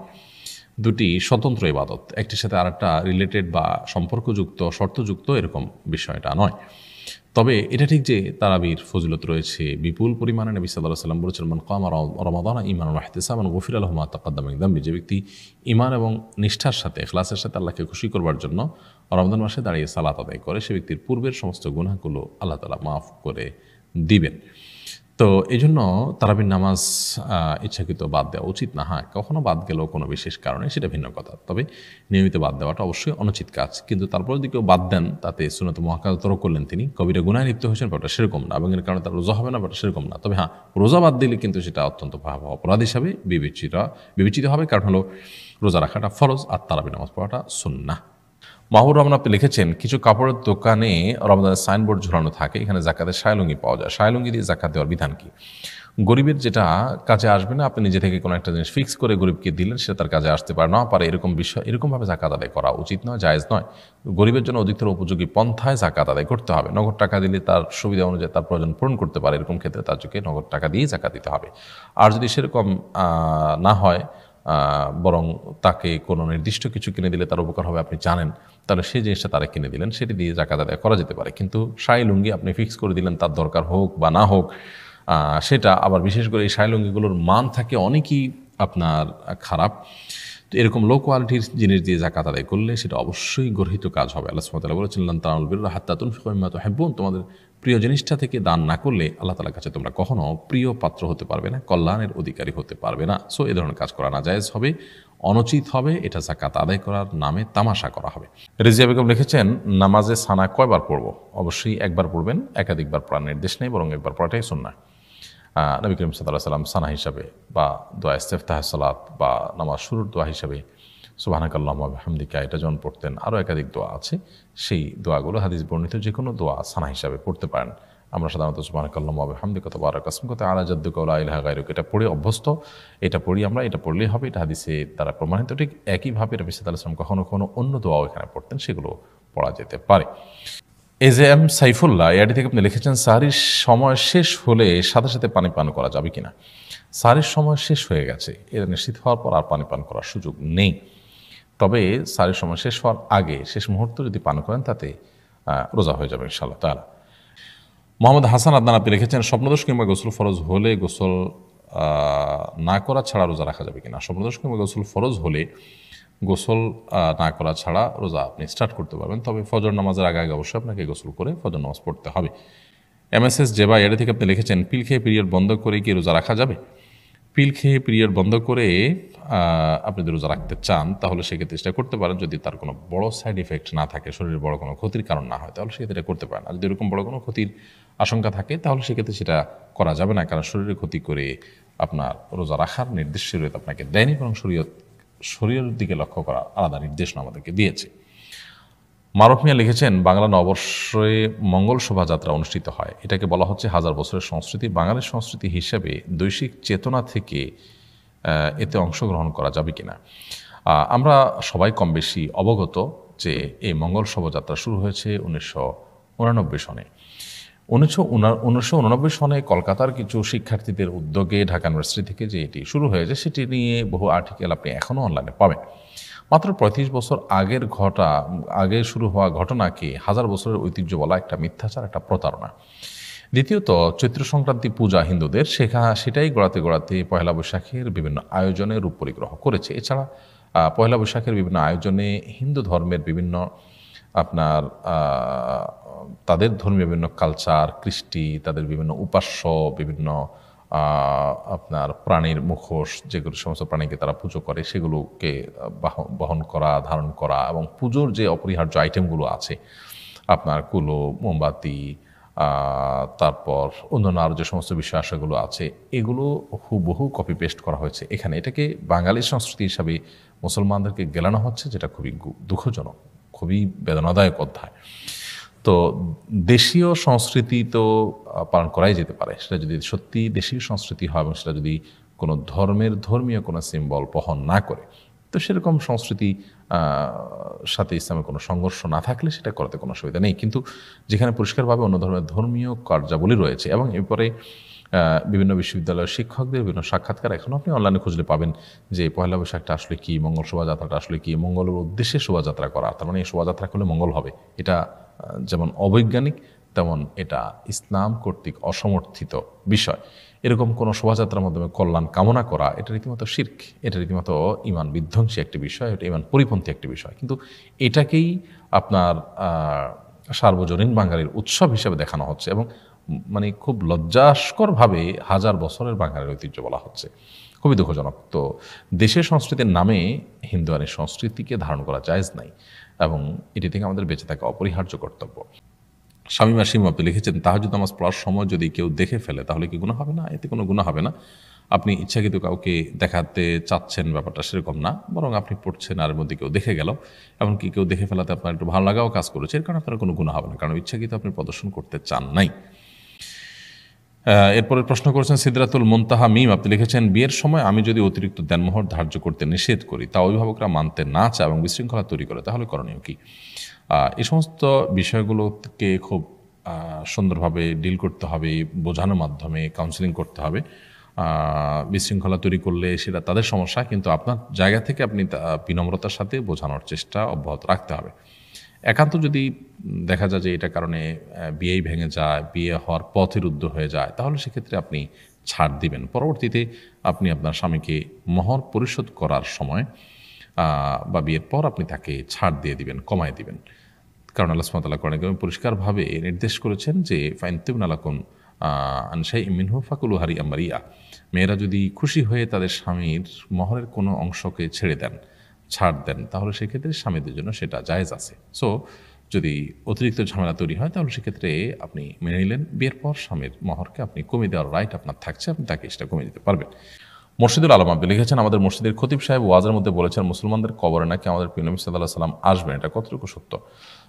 দেখুন, কবরে মানুষকে যে প্রশ্নগুলো করা হবে, এর একটা প্রশ্ন হলো যে এই ব্যক্তি সম্পর্কে তুমি কি বলো। অনেক গবেষকগণ বলেছেন এর মানে হলো যে ওই সময় নবী সাল্লাল্লাহু আলাইহি ওয়াসাল্লামের অবয়বকে তার সামনে তুলে ধরা হবে। উনি যদি সেই কথা মিন করে থাকেন তাহলে তো এটা হতে পারে, এটা একটা ব্যাখ্যা মাত্র। আর উনি যদি মনে করেন যে নবী সাল্লাল্লাহু আলাইহি ওয়াসাল্লাম সশরীরে প্রত্যেকটা মানুষের কবরে কবরে আসবে, তাহলে সেক্ষেত্রে এটার কোনো ভিত্তি নেই, এটা তিনি সঠিক বলেননি। এভাবে কোথাও বলা হয়নি কোরআন হাদিসে যে প্রত্যেকটা মুসলমানের কবরে কবরে নবী সাল্লাল্লাহু আলাইহি ওয়াসাল্লাম সশরীরে উপস্থিত হবেন। এরপরে মেহরুন্নেসা স্মৃতি এটি থেকে আপনি লিখেছেন, ভ্রমণের সময় নামাজ কসর হয়, সেক্ষেত্রে তারাবির নামাজের বিধান কি? ভ্রমণের সময় নামাজ কসর হয়, কিন্তু সুন্নাতগুলোর এটা ফরজ নামাজের জন্য প্রযোজ্য। সুন্নাত বা ওয়াজিব নামাজের মধ্যে কোনো কসর নেই, সেটা যা আছে তাই। যদিও সফরের মধ্যে ফরজ নামাজের ওয়াজিব নামাজের যেরকম অপরিহার্যতা বাইরে যেরকম আছে, বাসা বাড়িতে যেরকম থাকে সফরেও থাকে, সুন্নাত নামাজের অপরিহার্যতাটা সফরে আর ততটা থাকে না। সো আপনি সফরে যদি তারাবির নামাজ না পড়েন, তাতে আপনার বাসা বাড়িতে থেকে না পড়লে সেটা সুন্নাতে মুআক্কাদা তরক করার কারণে যতটা ক্ষতিকর, সফরে আপনি এটি তরক করলে সেরকম কোনো ক্ষতি হবে না। অর্থাৎ আপনি চাইলে সেটা বাদ দিতে পারবেন, সেটার গুরুত্বটা আর ওই রকম থাকে না। আর যদি আপনি পড়েন তাহলে সেক্ষেত্রে সেটা যথারীতি পড়বেন, এখানে আর কোনো কসর প্রযোজ্য হবে না। এমডি রাকিব আপনি লিখেছেন, বাড়িতে কেউ মারা গেলে 40 দিন পর্যন্ত কোরআন তেলাওয়াত করতে হয়, এটা শরীয়ত সম্মত কিনা? বাড়িতে কেউ মারা গেলে মৃত ব্যক্তির জন্য আমরা দোয়া করতে থাকবো, সেটা কোনো দিনক্ষণ ফিক্স করে নয় সাধারণভাবে। আর 40 দিন পর্যন্ত কোরআন তেলাওয়াত করার যে প্রথা বা প্রচলন আমাদের দেশে আছে, এটা নিছকই আমাদের নিজেদের বানানো কালচার। কোরআন এবং হাদিসে এরকম কোনো নির্দেশনা আমাদেরকে দেয়নি যে কারোর মারা যাওয়ার পর 40 দিন পর্যন্ত তার বাড়িতে কোরআন তেলাওয়াত করতে হবে। যে কোরআন তেলাওয়াত করবে এটা তার লাভ হবে, এটাতে মৃত ব্যক্তির উপকার আসবে না যদি আমরা নিজেরা কোরআন তেলাওয়াত করি। নিজের কোরআন তেলাওয়াত নিজের জন্যই হবে। আল্লাহ বলেছেন আল্লাহ সাল্লাম আসা মানুষ যা নিজের জন্য চেষ্টা করবে সেটাই সে পাবে। সো কারণ মৃত্যুর পর তার বাড়িতে কোরআন তেলাওয়াতের কোনো বিশেষ ফজিলত তাৎপর্য নেই এবং শরীরের কোনো নির্দেশনা নেই, বরং এটাকে শরীরের অংশ, কোরআন হাদিসের নির্দেশ, ইসলামের কাজ মনে করে করলে বেদাতে পরিগণিত হতে পারে। এমনিতে কোরআন তেলাওয়াত করাতে দোষী কিছু নেই, কিন্তু মারা গেছে সেই জন্য আমাকে 40 দিন তেলাওয়াত করতে হবে, লোক ভাড়া করে আনে তেলাওয়াত করতে হবে, এরকম ধারণা থাকলে সেটা ভুল ধারণা এবং তার কারণে বরং গুনাহ হতে পারে। এটাকে সংশোধন করতে হবে। এমডি ইমরান কবির আপনি লিখেছেন, আমি মালয়েশিয়া প্রবাসী, আমার রুমমেট হিন্দু, সে আমার রান্না করা খাবার খায় এবং আমি তার রান্না করা খাবার খাই, এবারে শরীয়ত কি বলে? ভাই ইমরান কবির, আপনার রুমমেট যিনি অন্য ধর্মাবলম্বী, তিনি আপনার রান্না করা খাবার খেলে আপনার কোনো অসুবিধা নেই, আবার তার রান্না করা খাবার আপনি খেতে পারেন, তবে সেই খাবারে কোনো নাপাক, কোনো হারাম কিছু মিশ্রিত হয়নি, শুধু সেটিকে আপনি খেয়াল করবেন। সেরকম কিছু যদি না হয়ে থাকে তাহলে সেক্ষেত্রে সে খাবার খেতে পারেন, হালাল খাবার যদি হয় সেটা খেতে কোনো অসুবিধা নেই। এরপরে প্রশ্ন হলো, রমাদান মাসে অধিক পরিমাণে কোরআন খতম করা উত্তম নাকি কোরআন বোঝার চেষ্টা করা উত্তম? খুবই গুরুত্বপূর্ণ প্রশ্ন করেছেন ভাই। রমাদান মাসে আমরা অনেকে কোরআনের খতমের সংখ্যা বৃদ্ধি করি, 1 খতম, 2 খতম, 3 খতম, 4 খতম, কেউ কেউ 5 খতমও দিয়ে থাকেন। আলহামদুলিল্লাহ, কোরআনে কারিমে পুরো রমজান জুড়ে কোরআনে কারিম শেষ করা একবার, এটা মুস্তাহাব। বিশেষ করে তারাবির নামাজে সালাফ আমাদের পূর্বসূরীরা রমাদানে প্রচুর পরিমাণে কোরআনে কারিমের তেলাওয়াত করতেন। কিন্তু রমাদানে কোরআন কেন্দ্রিক আমলটা শুধুমাত্র একভাবে, অর্থাৎ শুধুমাত্র তেলাওয়াত করে চলে যাওয়াটাই, এটাই একমাত্র কোরআনের হক নয়, বরং কোরআনের হক এবং কোরআনের প্রতি আমাদের কর্তব্যের অংশ হিসাবে কোরআন বোঝার চেষ্টা আমাদের থাকা দরকার। কেউ যদি কোরআন কারীম পুরোটা একবার পড়ে শেষ করেন, পাশাপাশি তিনি বোঝার চেষ্টা করেন, সেটা হবে অধিকতর উত্তম। আর কেউ যদি একটা খতমের পর আরেকটা খতম, আরেকটা পর আরেকটা খতম দিতে থাকেন এবং তিনি বোঝার কোনো চেষ্টা না করেন এবং কোনো কিছু না বুঝেন, তো সেটা অবশ্যই প্রথমটার অপেক্ষা বেশি ফজিলতপূর্ণ নয়। অর্থাৎ আপনি তেলাওয়াত করলেন, পাশাপাশি বোঝার চেষ্টা করলেন, এভাবে এক খতম দেওয়া না বুঝে আপনি একাধিক খতম দেওয়ার চাইতে অবশ্যই ফজিলতপূর্ণ এবং গুরুত্বপূর্ণ। কারণ কোরআন কারিমে উদ্দেশ্য হলো তাদাব্বুর করা, তাফাক্কুর করা। আল্লাহ তাআলা আমাদের কোরআন দিয়েছেন যাতে আমরা চিন্তা ভাবনা করতে পারি, গবেষণা করতে পারি। একজন সাধারণ মানুষ হিসাবে আমাদের জায়গা থেকে আমরা সেই কাজটি করব, সীমাবদ্ধতার জায়গাটা মাথায় রেখে আমরা করব, ওলামা কিরামের তত্ত্বাবধান থেকে রেখে করব, এবং তাফসির, গ্রহণযোগ্য তাফসিরগুলোর সহযোগিতা নিয়ে আমরা সেই কোরআন চর্চা করব। রমজান কেন্দ্রিক কোরআনটা শুধু তেলাওয়াত নির্ভরই নয়, বরং নবী সাল্লাল্লাহু আলাইহি ওয়াসাল্লাম শোনাশুনি করতেন, জিবরিলকে শোনাতেন, জিবরিল তাকে শোনাতেন, আবার কোরআন বোঝার চেষ্টা করা, এটাও থাকা দরকার। তাহলে প্রধান আমল রমজানে কোরআন তেলাওয়াত করা হলেও রমজানে কোরআন শোনাশুনি করা এবং কোরআন বোঝার চেষ্টা করাটা গুরুত্বপূর্ণ। ফারজানা বৃষ্টি লিখেছেন, আমি দ্রুত কোরআন তেলাওয়াত করতে পারিনি, অনেক ধীরে ধীরে তেলাওয়াত করতে পারি, একটু বেশি দেরি হয় পড়তে, রোজার মধ্যে কি কোরআন খতম দিতেই হবে? কোরআন কারীমের খতম দেওয়া রোজার মধ্যে আবশ্যক নয়, তবে আপনি কোরআন কারীম পড়ে যদি শেষ করতে পারেন সেটা অবশ্যই মুস্তাহাব এবং ভালো। যদি না পারেন তাতে কোনো গুনাহ হবে না, বরং আপনি ধীরস্থিরতার সাথে সুন্দর করে তারতিলের সাথে পড়ার চেষ্টা করুন, বোঝার চেষ্টা করুন, সেটা বেশি গুরুত্বপূর্ণ। মুখলিসুর রহমান লিখেছেন, হিন্দুদের হোটেলে ইফতার করলে রোজার কোনো ক্ষতি হবে কিনা দয়া করে জানাবেন। হিন্দুদের হোটেলে ইফতার করলে রোজার ক্ষতি হবে এমন কোনো কথা নেই, বরং ইফতারে আপনি কি খাচ্ছেন, হালাল কিনা, উপার্জন হালাল কিনা, খাবারটা হালাল কিনা, সেটা পাক পবিত্র কিনা, হিন্দুদের হোটেলে কোনো নাপাক কিছু মেশানো হয়েছে কিনা খাবারে, সেটি আপনাকে খেয়াল রাখতে হবে। যদি সেরকম কোনো সম্ভাবনা থাকে তাহলে সেক্ষেত্রে সেখানে খাওয়া আপনার জন্য জায়েজ হবে না। আর যদি সেরকম কোনো সম্ভাবনা না থাকে তাহলে সেক্ষেত্রে আপনি সেখানে খেতে পারেন। যেমন এমন খাবার যেখানে আসলে হারাম বা নাপাক কোনো কিছু মেশানোর সুযোগই নেই, তাহলে সেক্ষেত্রে সেই খাবার আপনি খেতে পারেন। ইফতারটা কোথায় করেছেন এটা ইম্পর্টেন্ট না, কী খাচ্ছেন সেটা হলো গুরুত্বপূর্ণ। এমনি রুবেল আপনি লিখেছেন, রোজা রেখে খেলা দেখা যাবে কিনা? রোজা রেখে অনর্থক কাজ করা উচিত না, যদিও সাধারণ অবস্থাতেও অনর্থক কাজ করা উচিত না। আল্লাহ সুবহানাহু ওয়া তাআলা সূরা মুমিনুন কোরআন কারীমের 18 নম্বর পারার প্রথম সূরার একেবারে শুরুর দিকে বলেছেন, ক্বাদ আফলাহাল মুমিনুন আল্লাযীনা হুম ফি সালাতিহিম খাশিউন ওয়াল্লাযীনা হুম আনিল লাগওয়ি মুরিদুন। যে সমস্ত ঈমানদাররা সফল হবে, সার্থক হবে, জান্নাতুল ফেরদাউসের অধিকারী হবে, তাদের কয়েকটি বৈশিষ্ট্যের একটি হলো তারা অহেতুক অনর্থক কাজ থেকে বিরত থাকবে। রমজান মাসে রোজা রেখে যদি আমরা অহেতুক অনর্থক কাজে লিপ্ত হই তাহলে সেক্ষেত্রে সেটা অবশ্যই খুবই গর্হিত কাজ, এবং সাধারণ অবস্থা যেটি নিষিদ্ধ রমজান মাসে সেটা আরও বেশি নিষিদ্ধ। সো খেলা দেখার মতো একটা অহেতুক কাজ, এটা মুসলমানের সাথে যায় না, মুসলমানের জন্য শোভনীয় নয়। এজন্য রোজা রেখে আপনি তেলাওয়াত করবেন, রেস্ট করবেন, দুনিয়ার অন্যান্য কাজকর্ম করবেন, কিন্তু খেলা দেখার মতো অহেতুক কাজ করবেন না। অনেকে গেমস খেলে সময় কাটান, এটা খুবই গর্হিত কাজ। এই সময়গুলোতে আমাদের কোরআন হাদিস ভিত্তিক বই পুস্তক পড়ে আমাদের জ্ঞান অর্জন করতে পারি, আমরা কোরআনে কারীম তেলাওয়াত করতে পারি, অন্যান্য আমলে আমরা মগ্ন হতে পারি। এরপর প্রশ্ন করেছেন সুরাইয়া মণ্ডল, আপনি লিখেছেন আমার বয়স 14 বছর, আমি হাঁটতে পারি না, আর কিছু সমস্যার কারণে আমি ঠিক করে বসতে পারি না, এর কারণে আমি নামাজ করতে পারি না, এক্ষেত্রে আমি কি করব? আল্লাহ তাআলা আপনাকে পরিপূর্ণ শেফা দান করুন, আমরা দোয়া করি। আপনি ঠিকমতো যদি বসতে না পারেন তাহলে সেক্ষেত্রে হেলান দিয়ে আপনি সালাত আদায় করবেন, ইশারায়, মাথার ইশারায়, এভাবে হাত বেঁধে দাঁড়ানোর কাজগুলো করবেন। এরপরে রুকুতে যে এবার মাথা ঝুঁকাবেন, সেজদার একটু বেশি ঝুঁকে মাথা সেজদা করবেন, অর্থাৎ ইশারায় করবেন। আবার সেজদা থেকে উঠে বসার নিয়ত করে মাথা উঠাবেন, সেটা আপনার বৈঠক হিসেবে গণ্য হবে। সেখানে বৈঠকের যে কার্যাবলী আছে সেগুলো আপনি সম্পাদন করবেন। এভাবে ইনশাআল্লাহ আপনার সালাত আদায় হয়ে যাবে। ওয়েস্ট বেঙ্গল, ইন্ডিয়া থেকে আপনি প্রশ্ন করেছেন, আমরা দোয়া করি আপনাকে আল্লাহ তাআলা পরিপূর্ণ সেবা দান করবেন। এমডি আজির আলী, আপনি লিখেছেন রমজান মাসে ইফতারের আয়োজন ফেসবুকে দেখানো ঠিক কিনা?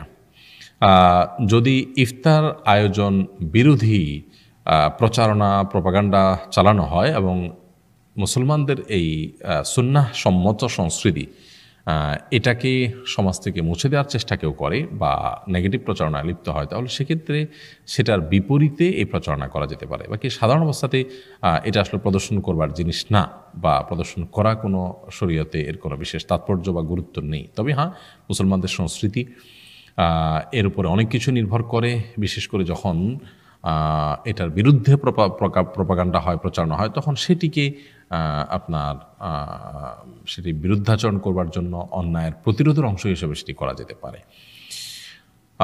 এমনিতে খাবার দাবারের খুব বেশি ছড়াছড়ি, ছবি দেখা দেখি, আপনার প্রদর্শন করি, এই জিনিসগুলো মৌলিকভাবে কোনো পছন্দনীয় বা প্রশংসনীয় বিষয় হতে পারে না। সাইদ মাহমুদুল হাসান, আপনি লিখেছেন রোজা অবস্থায় কানে ড্রপ দেওয়া যাবে কিনা? রোজা অবস্থায় কানে ড্রপ দেওয়া নিয়ে ওলামাদের একাধিক মত আছে। অনেক ওলামা একরাম নিষেধ করেন, তবে কানে ড্রপ দেওয়া যাবে এই মতটি অধিকতর বিশুদ্ধ আমার কাছে মনে হয়। কারণ আমি নিজেও একাধিক নাক কান গলার ডাক্তারের সাথে কথা বলেছি, তারা জানিয়েছেন যে আমাদের কানের যে ছিদ্র, এটার সাথে আমাদের কন্ট্রোলের কোনো সম্পর্ক নেই, অর্থাৎ সেখানে কোনো কানেকশন নেই। ফলে এখানে ড্রপ দিলে সেটা আমাদের পেটে যাবে সেই সম্ভাবনা নেই। সাধারণ অবস্থাতে সেই সম্ভাবনা না থাকার কারণে কানে ড্রপ দিলে রোজার ক্ষতি হবে না। চোখে তো ড্রপ দেওয়া যাবেই, আর নাকে ড্রপ দেওয়া যাবে না রোজা অবস্থা। এমনি শেখ রাসেল জিহাদ এটি থেকে আপনি লিখেছেন, আমার এক ভাইয়ের স্ত্রী প্রেগনেন্ট, ডাক্তারের রিপোর্ট অনুযায়ী 10-12 দিনের মধ্যে সন্তান প্রসব হবে। এ অবস্থায়ও সে রোজা রাখছে, এ অবস্থায় তার রোজা রাখা ঠিক হবে কিনা? সন্তান প্রসব হলে তার সাথে রোজা না রাখার তো বিষয়টা এরকম না যে রাখলে বড় কোনো ক্ষতি হয়ে যাবে নিশ্চিত। যদি এমন হয় যে এই ভদ্রমহিলা প্রেগনেন্সিতে অনেক অসুস্থ থাকেন এবং বাচ্চার অবস্থা খুব বেশি নাজুক থাকে, এরকম পরিস্থিতিতে যদি অভিজ্ঞ দিনদার ধার্মিক ডাক্তার, যিনি ধর্মের বা রোজার গুরুত্ব বুঝেন, সেরকম ভালো কোনো ডাক্তার যদি তাকে সাজেস্ট করেন যে এই অবস্থা তার জন্য রোজা রাখা উচিত নয়, তাহলে সেক্ষেত্রে তার রোজা না রাখাই উচিত। আর যদি সেরকম ব্যাপার না থাকে, নিছক ভয় থেকে যে এখন ডেলিভারি হবে তাহলে রোজা রাখবে কেন, তো সেরকম অহেতুক বা ঠুনকো অজুহাতে রোজা ভাঙার সুযোগ নেই। আমরা অনেক মা বোনদের কথা জানি, আলহামদুলিল্লাহ তারা শেষ মুহূর্ত পর্যন্ত রোজা রেখেছেন। তারা তাদেরকে সুস্থ স্বাভাবিকভাবে সন্তান প্রসব করার তৌফিক দিয়েছেন। সন্তান প্রসব কে কেন্দ্র করে 2-4-5 দিন রোজা রাখা যাবে না এমন তো কথা নেই। হ্যাঁ, পানি বেশি করে পান করতে হয়, সেটা তো সারা রাত তিনি পান করতে পারছেন। সো যদি স্পেসিফিক কোনো সমস্যা না থাকে কোনো রোগী, তাহলে সেক্ষেত্রে তার জন্য রোজা রেখে আপনার প্রেগনেন্ট অবস্থা রোজা রাখা কোনো নিষিদ্ধ কোনো বিষয় নয়। একবার শেষ মুহূর্তেও তিনি সে করতে পারেন, বরং করা উচিত যদি তার কোনো যৌক্তিক এবং শরিয়া সিদ্ধ কোনো কারণ না থাকে রোজা ভাঙার, তাহলে সেক্ষেত্রে রোজা ভাঙা বরং তার জায়েজ নেই। নাজিয়া আফরিন, আপনি লিখেছেন রোজা অবস্থা রান্না করার সময় প্রায় লবণ দেখার প্রয়োজন হয়, সেক্ষেত্রে যদি তরকারির ঝোল জিভা নিয়ে সাথে সাথে কুলি করে ফেলা হয় তাহলে কি কোনো সমস্যাও দয়া করে জানাবেন। এটাও একান্ত প্রয়োজন না হলে করবেন না। যদি এরকম মনে হয় যে না, আপনি এটা না দেখলে, চেক না করলে পারিবারিক কলহ তৈরি হতে পারে স্বামী স্ত্রীর মধ্যে, বা আপনি যেখানে আছেন সেখানে ঝামেলা তৈরি হতে পারে, তাহলে এটা করতে পারেন। স্বাভাবিক অবস্থা আপনি ধারণা করে, অনুমান করে রান্নাবাড়া করবেন এবং এটা অ্যাভয়েড করবেন। এমনি খায়রুল আনাম সিয়াম, আপনি লিখেছেন এক লোক খুব অসুস্থ, আইসিইউতে আছেন, তার জায়গা জমি আছে কিন্তু তার খরচ বহন করার মতো কোনো টাকা নেই, তিনি কি জায়গা গ্রহণ করতে পারবেন? যে জায়গা জমি আছে তার ফসল উৎপন্ন করে যদি তার পরিবারের ভরণ পোষণ চলে, এদিকে চিকিৎসার ব্যয়ভার বহন করার মতো আলাদা কোনো টাকা তার কাছে না থাকে, এরকম অবস্থা তাকে যাকাতের টাকা দিয়ে চিকিৎসা করানো যাবে। রবি রহমান লিখেছেন, কোনো জায়গায় পশ্চিম দিক কোন দিকে সেটা না জানলে কিভাবে নামাজ আদায় করা হবে। বোন রবি, পশ্চিম বা কেবলা কোন দিক সেটা আপনি নিশ্চিত থাকে, তাহলে সেক্ষেত্রে আপনি ধারণা করবেন, যেদিকে প্রবল ধারণা হবে সেদিক ফিরে সালাত আদায় করবেন, ইনশাআল্লাহ নামাজ হয়ে যাবে। এমডি আবু তাহের লিখেছেন, রোজা থাকা অবস্থায় চুল দাড়ি কাটা যাবে কিনা? যাবে, কোনো অসুবিধা নেই, চুল দাড়ি কাটলে রোজার কোনো ক্ষতি হয় না। সোনিয়া ইসলাম আপনি লিখেছেন, কোরআন শরীফ পড়তে পারি না, চেষ্টায় আছে ইনশাআল্লাহ, রিডিং পড়তে খুব মন চায়, বাংলা পড়া যাবে কিনা? বাংলা দেখে কোরআন দেখে কোরআন পড়া জায়েজ নাই, বরং আপনি কোরআন তেলাওয়াত করা শিখে ফেলতে পারেন, এবং সেটা চেষ্টা করলে খুব আহামরি কষ্ট হবে আপনার তা না, চেষ্টা করলে কিন্তু সেটা করা যাবে। আপনি প্রয়োজনে অন্যদের কোরআন তেলাওয়াত শুনবেন, কিন্তু উচ্চারণ সহযোগিতা নিয়ে কোরআন পড়বেন না। ইয়াহিয়া হায়দার লিখেছেন, আমার বাড়ির পাশে মসজিদে পুকুরের পানি ভালো, অনেক সময় মসজিদের পুকুরের পানি রান্নাবান্নার জন্য ব্যবহার করে, এটা জায়েজ আছে কিনা? পুকুরের পানি তো আসলে অবারিত থাকে, এটা আপনি নিয়ে রান্নাবান্না করলে সেটা জায়েজ আছে, কোনো অসুবিধা নেই। মুক্তি আপনি লিখেছেন, মুকি তিয়ারি থেকে আপনি লিখেছেন, রোজা রাখা অবস্থা স্বপ্নদোষ হলে রোজা হবে কিনা? স্বপ্নদোষ হলে রোজা হবে, কোনো অসুবিধা নেই। স্বপ্নদোষটা মানুষের ইচ্ছায় হয় না, এই জন্য স্বপ্নদোষ হলে রোজা ভঙ্গ হবে না। এমডি জোবায়ের হোসেন লিখেছেন, হাতের নখ কি বড় রাখা যাবে? হাতের নখ বড় রাখা সুন্নার খেলাফ, মাকরুহ, অনুচিত কাজ, নখের চিপায় ময়লা থাকে ইত্যাদি, এটা অপরিচ্ছন্নতাও, অস্বাস্থ্যকর বটে। নবীগণের সুন্নাহ, সকল নবীগণের কমনস কিছু সুন্নার ভিতরে একটা হলো এটা যে নখ ছোট করা, এই জন্য নখ বড় রাখা নাজায়েজ এবং গুনাহের কথা। তবে এর কারণে হারাম হবে না যদি সে এটার উপর নেল পালিশ ব্যবহার না করে, ঠিকমতো নামাজ পড়ে এবং পরিচ্ছন্ন রাখে, তবে অবশ্যই সেটা মাকরুহ বা অনুচিত এবং সুন্নার খেলাফ। মোহাম্মদ আরিয়ান সাজিব লিখেছেন, জানাজার নামাজের পর হাত তুলে দোয়া করা কি জায়েজ? জানাজার নামাজের পর আর কোনো দোয়া নেই, জানাজার নামাজটাই একটি দোয়া। তবে মৃত ব্যক্তির কবরে দাফন করার পর কেবলামুখী হয়ে তার জন্য প্রত্যেকে যার যার মতো দোয়া করা সুন্নাহ, তবে জানাজার পরে আলাদা কোনো দোয়ার অপশন নেই হাদিসের আলোকে। মামুন আল জারিফ আপনি লিখেছেন, আমি একটা জব করি যেখানে সকাল থেকে শুরু করে বিকাল পর্যন্ত হাফ প্যান্ট পরে থাকতে হয়, এটাই নাকি জবের নিয়ম? আমার করণীয় কি? যদি আপনার সতর ও মুক্ত করে থাকতে হয় অন্যদের সামনে, তাহলে সেক্ষেত্রে আপনি এই জব ছেড়ে অন্য কোনো কাজ করার চেষ্টা করবেন, তারপরও আপনি সতর ঢাকার যে বিষয়টা আছে সে গুরুত্বটা আপনি অনুধাবন করার চেষ্টা করবেন, আল্লাহ আপনাকে সেই তৌফিক দান করুন। এরপরে মোন্তাহা ফেরদাউস লিখেছেন, বাথরুমের কমোড পূর্ব পশ্চিমে করে বসানো যাবে কিনা? না, এটা মাকরুহ, পূর্ব পশ্চিম দিকে ফিরে পেশাব পায়খানা করা অনুচিত। যদি পৃথিবীর এমন কোনো দেশে থাকেন আপনি, তাহলে সেটাকে অ্যারেঞ্জমেন্টটা চেঞ্জ করে নেওয়ার চেষ্টা করবেন। আর যদি সেটা আপনার হাতে না থাকে, তাহলে সেক্ষেত্রে বসাটাকে আপনি মানে কেবলার দিকে সরাসরি না হয় সেই চেষ্টা করে একটু বসার চেষ্টা করবেন, কারণ কেবলামুখী হওয়া পেশাব পায়খানার সময় এটা মাকরুহ। এরপরে এমডি আজির আলী আপনি লিখেছেন, আমাদের সিলেটে রমজান মাসে পরিবারের মেয়েদের বাড়িতে অনেক ইফতারি দেওয়া হয়, এ বিষয়ে আপনার কাছে জানতে চাই। মেয়ের বাবার বাড়ি থেকে ইফতার আশা করা রমজান উপলক্ষে এটা খুবই গর্হিত কাজ এবং হারাম। বিশেষ করে তাদেরকে যদি সেখান থেকে ইফতার দিতে বাধ্য করা হয় বা কোনো পরিবেশ তৈরি করা হয় ইফতার দেওয়ার জন্য, চাপ সৃষ্টি করা হয়, এবং এটা তো আমাদের কালচারের অংশ হয়ে গেছে। সো তারা অনেক সময় বাধ্য করা ছাড়াও বাধ্য হয়ে যায়, তো এটা অ্যাভয়েড করা উচিত অবশ্যই। আর যদি হাদিয়া হিসাবে হয়, তাহলে সেক্ষেত্রে হাদিয়া তো উভয় পক্ষ থেকে দেওয়া উচিত। নবী সাল্লাল্লাহু আলাইহি ওয়াসাল্লাম তো শুধু হাদিয়া খেতে বলেন না, তিনি বলছেন তাহাদু, তোমরা হাদিয়া একে অন্যকে বিনিময় করো, সেটা হতে পারে। কিন্তু আমাদের দেশে সেটা যেটা হয়ে থাকে সাধারণত, মেয়ের বাবার বাড়ি থেকে ইফতারের নামে বিভিন্ন আপনার জিনিসপত্র দাবি করা হয় এবং সেগুলো নেওয়া হয়, সেটা অবশ্যই গর্হিত কাজ এবং সেটা বর্জন করা কর্তব্য। এরপরে প্রশ্ন করেছেন সুমাইয়া খাতুন, আপনি লিখেছেন, আমি কি এমন আত্মীয়কে যাকাত দিতে পারবো যার নেশা পরিমাণ সম্পদ নেই তবে সচ্ছল? নেশা পরিমাণ সম্পদ না থাকলেই তাকে জাকাত দেওয়া যায়, ব্যাপারটা সেরকম না। যিনি সচ্ছল, যার যা উপার্জন আছে তাদের তার চলে সুন্দরভাবে, তাকে জাকাতের টাকা আপনি দিতে পারবেন না। জাকাতের টাকা দিতে পারবেন যার ইনকাম বা তার উপার্জিত অর্থ দিয়ে তার দিন চলে না, কষ্ট হয়, লোন হয়ে যায়, অভাবে থাকে, সেই ব্যক্তিকে আপনি জাকাত দিতে পারবেন। এরপরে প্রান্ত ইসলাম লিখেছেন, আমি রোজা থাকা অবস্থায় থুতু গিলে ফেলেছি, এদিকে আমার রোজার কোনো ক্ষতি হবে? না, রোজা থাকা অবস্থায় আপনি থুতু গিলে ফেললে রোজার কোনো ক্ষতি হবে না। তবে ইচ্ছাকৃতভাবে থুতু জমিয়ে গিললে সেটা অনুচিত কাজ, তাতেও রোজা মানে নষ্ট হবে না, ভেঙে যাবে না। এমডি মেহেদি হাসান আপনি লিখেছেন, রমাদান মাসে অনেকে রোজা রেখে ইফতারের পর সিগারেট খায়, তাদের রোজা কি আদৌ হবে? রোজা তো হয়ে যাবে, কিন্তু ব্যাপারটা এরকম যে ওষুধ খেলাম পাশাপাশি বিষও খেলাম, রোজা রেখে আমি সবের ভাগিদার হলাম, আবার সিগারেট খেয়ে গুনাহগার হলাম। এই জন্য রমজান মাসে হিম্মত করা উচিত এই ধূমপান ত্যাগ করার, বদভ্যাস ত্যাগ করার। আমরা যদি চেষ্টা করি যে না, আমরা ইফতারের পর থেকে নিয়ে কয়েক ঘন্টা একটু কষ্ট করে থাকবো, কাটাবো, তাহলে সেক্ষেত্রে দিনভর তো এমনিই খেতে পারছি না, তাতে এই বদভ্যাস ত্যাগ করা সহজ হবে। জুবায়ের আহমেদ জয় আপনি লিখেছেন, কোরআন তেলাওয়াত করার সময় ওয়াকফ করার জায়গা ছাড়া অন্য জায়গায় দম ছাড়লে কি গুনাহ হবে? এটা নির্ভর করবে যে অর্থ পরিবর্তন হওয়ার মতো জায়গা আপনি দম ছাড়ছেন কিনা। যদি সেরকম না থাকে তাহলে গুনাহ হবে না, ওয়াকফেই করতে হবে, মাঝখানে করা যাবে না, দম ছাড়া যাবে এমন কোনো কথা নেই। তবে হ্যাঁ, দম যেখানে ছেড়েছেন এরপরে এক শব্দ পেছন থেকে আবার আপনি টান দিয়ে পড়লে সেক্ষেত্রে আর কোনো অসুবিধা থাকে না। এমনি মানিক হোসেন লিখেছেন, আমাকে সারা রাত কাজ করতে হয়, আমি সারি খেয়ে ঘুমাই, ঘুম থেকে উঠতে উঠতে জোহরের সময় হয়ে যায়, এতে আমার রোজার কোনো সমস্যা হবে কিনা? কোনো অসুবিধা নেই, আপনি সারি খেয়ে ফজর পড়বেন, ফজর পড়ে যদি ঘুমান তাতে জোহর হয়ে গেলে অসুবিধা নেই, উঠে জোহর পড়বেন। সাদিয়া আফরিন আলিনা এর দিকে আপনি লিখেছেন, নামাজের সামনে বা পাশে স্যান্ডেল বা ঝাঁটা থাকলে সেখানে নামাজ আদায় করা যাবে কিনা? কোনো অসুবিধা নেই, এতে নামাজের কোনো ক্ষতি হবে না। যদি নামাজের এরিয়ার বাইরে, সিজদার এরিয়ার বাইরে এরকম কোনো কিছু থাকে আপনার নামাজ হয়ে যাবে।